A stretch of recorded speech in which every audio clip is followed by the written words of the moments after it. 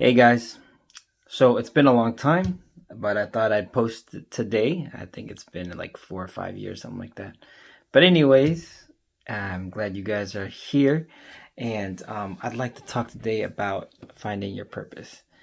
Um, so, what's the importance of purpose, anyways? Like, what's the point of having a purpose? Well, it's kind of like having a rudderless boat out there. If you got a boat that's like floating around in the ocean and it has no rudder, where does it go? Well, it doesn't really go anywhere, right? It goes wherever the current goes. It goes wherever the current goes. It goes wherever the wind is blowing. But it doesn't go towards any specific direction. It's an udderless boat. That's how it is in life. If we find ourselves like we don't know our purpose, we don't know the whole point of why we're here, what we're doing, it's kind of like anything can just like move you around. You know, whatever comes your way in life, like you just move in that direction. Even whether it's positive or negative, whether it's healthy or toxic.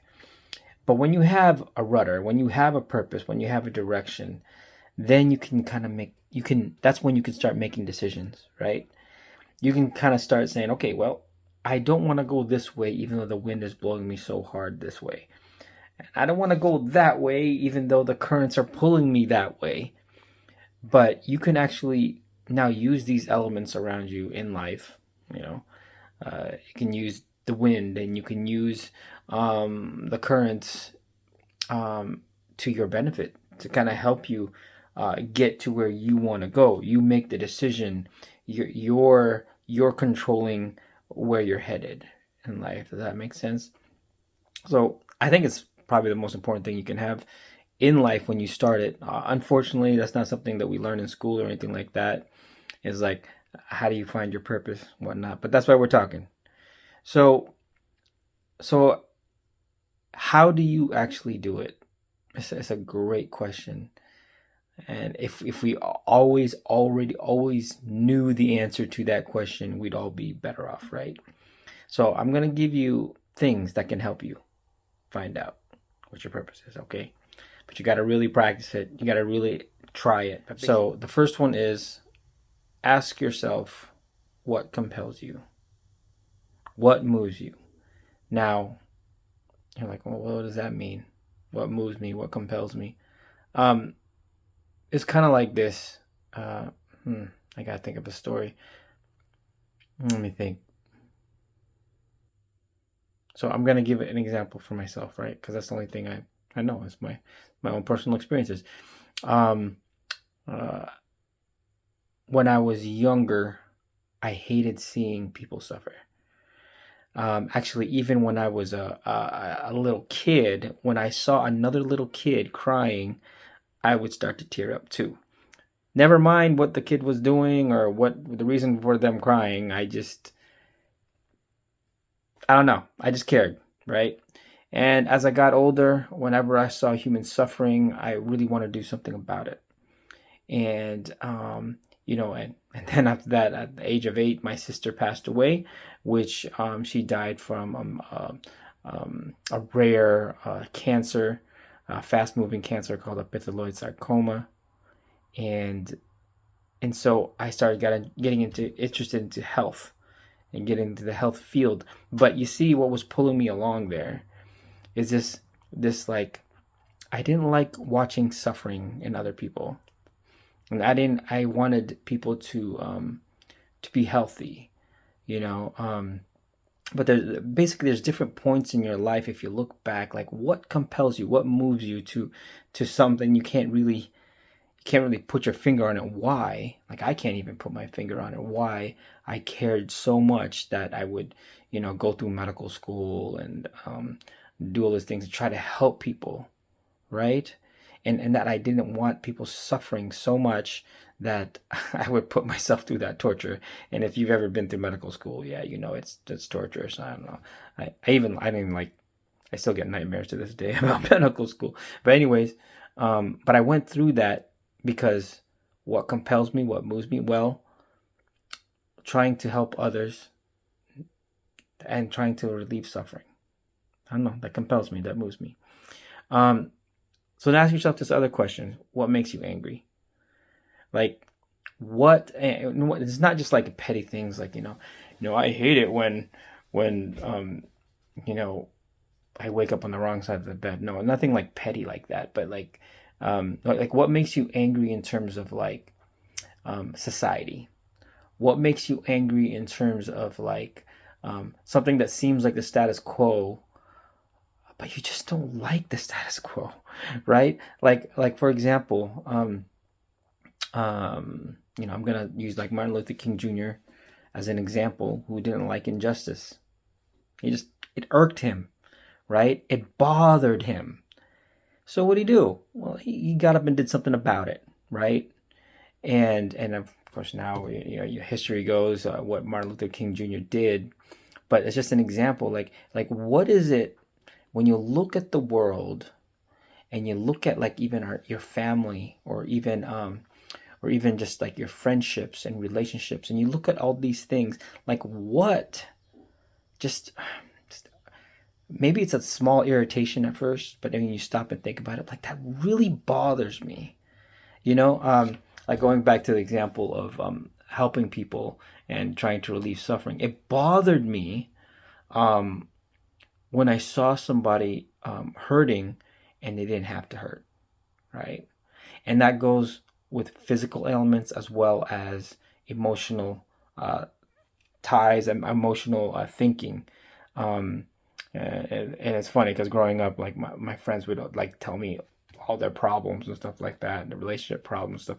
And the reason why I like to listen to that is because I like to help them to just um, kind of prevent that pain. A lot of times, pain that people have is really preventable, Um, so I guess in that sense, I didn't really necessarily get angry, but it bothered me, right? So I guess the question should be changed. What bothers you?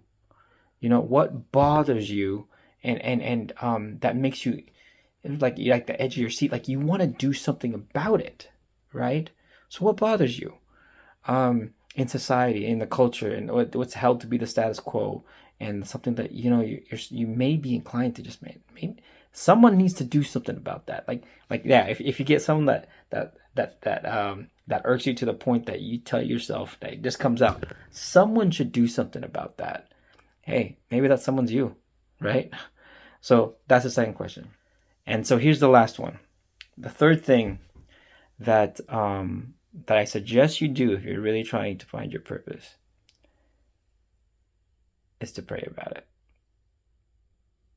Yeah, I said pray about it. And here's the thing: I come from a Christian background, and I've been Christian my whole life. I'm a Seventh-day Adventist, and so my viewpoint, God is a big part of my life.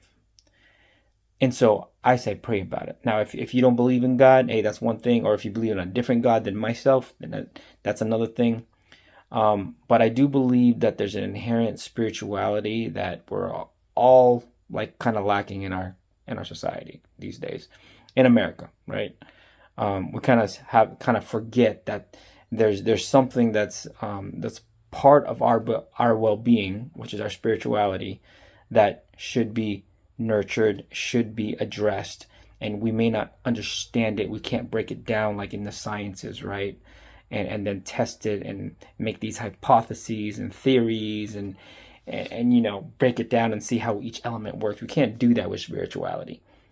And it's funny because I've struggled with this even in college, trying to figure out like, well, I can't break this because I'm from the scientific field, right? I'm a biology major and in the medical field. So I want to break things down scientifically, and I want to see the evidence and all these things. But spirituality doesn't work that way. So whether you're religious or not, or whatever religion you are, you may even be atheist, but I still believe that you have a spiritual side to you, and I do think it should be explored.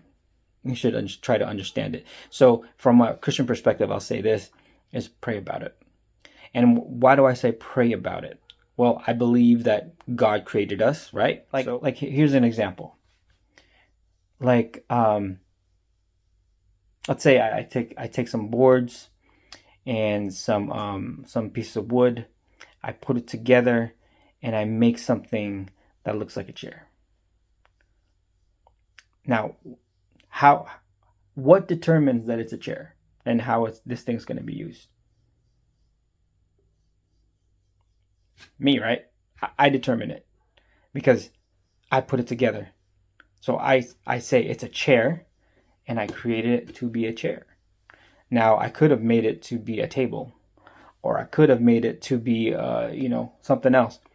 But does the chair itself, or does the table, or whatever the object may be, does it determine the point of its existence? No, it doesn't. Who does? The one that made it. And if you're just looking at that logic, for me and myself, that's why I say pray about it. You got to be intentional. But and here's the thing, from a Christian perspective, again, having a good relationship with God kind of helps you in understanding what God may be trying to tell you, right? For those that don't believe in God, maybe it's an inner spiritual thing that you need to get in touch with.